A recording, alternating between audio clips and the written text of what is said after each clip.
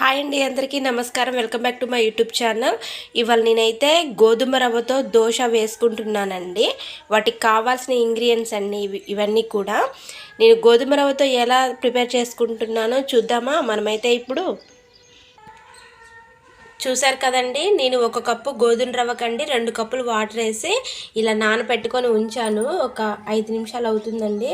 చూసారా ఎలా ఉందో, మనకి నూక నూక రవ్వకు ఉంది కదా. ఇప్పుడైతే ఇది మనం మిక్సీ జార్లో వేసి మిక్సీ పట్టుకుందామండి. మనం ఇది నేనైతే మిక్సీ జార్లోకి అయితే రవ్వ వేసుకున్నానండి. అలాగే ఇందాక క్యారెట్ ముక్కలు చూపించాను కదా, అవి కూడా వేసుకుంటున్నానండి. క్యారెట్ ముక్కలు, అలాగే 4-5 పచ్చిమిరపకాయ ముక్కలు అండ్ 2 ఉల్లిపాయ ముక్కలు కూడా వేసుకుంటున్నానండి. నేను మిక్సీ పట్టుకున్న దోశపిండి, గోధుమ రవ్వ దోశపిండి మొత్తం కూడా ఒక బౌల్లో తీసుకుంటున్నానండి.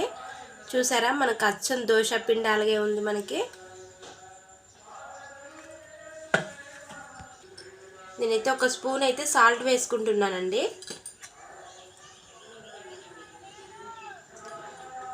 అచ్చం దోశపిండి అలాగే ఉంది కదండి. మనం గోధుమ రవ్వతో ఉప్మానే కాకుండా ఇలా దోశ కూడా వేసుకొని తినొచ్చండి. చాలా అంటే చాలా హెల్దీ ఫుడ్, చాలా టేస్టీగా కూడా ఉంటుంది. చూసారు కదండి, నేను పెనానికి అయితే ఉల్లిపాయ రాసుకుంటున్నాను. ఇలా రాసుకోవడం వల్ల మనకి దోశ అనేది మంచిగా వస్తుందండి. ఎక్కువ ఆయిల్ కూడా పట్టదు మనకి.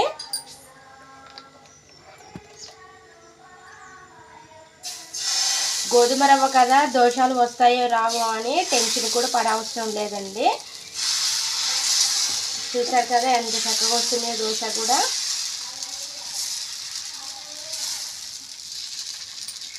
అలాగే కొన్ని ఉల్లిపాయ ముక్కలు కూడా వేసుకుంటున్నానండి. చాలా అంటే చాలా, మనం మామూలు దోశకి ఎలా వేసుకుంటామో అలాగే ఉల్లిపాయ కూడా వేసుకుంటున్నాను నేను దోశ పైన అయితే.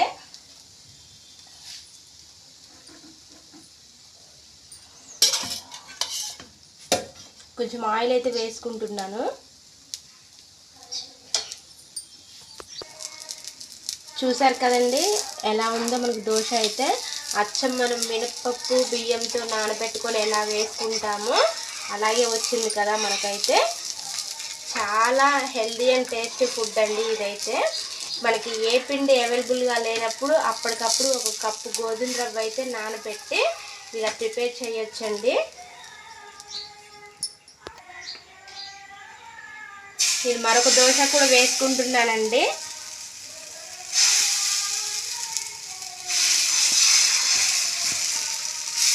క్యారెట్ దోశ అండి, క్యారెట్ గోధుమ రవ్వ దోశ అండి.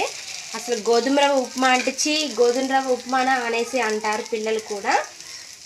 అలాంటిది నేనైతే గోధుమ రవ్వతో దోశ వేసుకుంటున్నాను.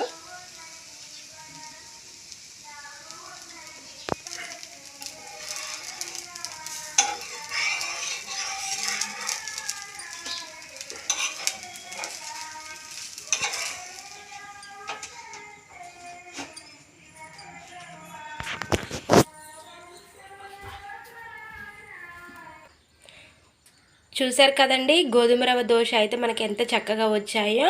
దీనికి కాంబినేషన్గా అయితే అండి పప్పుల పొడి అయితే ప్రిపేర్ చేసుకుని ఉంటాం కదా, మనం ఎవరి ఇళ్ళల్లో అయినా ఉంటుంది కదా. పప్పుల పొడి కాంబినేషన్ అయితే చాలా బాగుంటుంది. అండ్ పల్లీ చట్నీ కూడా బాగుంటుందండి. గోధుమ రవ్వ ఇష్టపడిన వాళ్ళైతే అండి ఇలా అప్పటికప్పుడు మనం గోధుమ రవ్వ నానపెట్టేసి దోశ వేసుకుంటే చాలా బాగుంటుందండి. మా వీడియో కనుక మీకు నచ్చినట్టయితే లైక్ చేయండి, షేర్ చేయండి, కామెంట్ చేయండి, సబ్స్క్రైబ్ చేసుకోండి.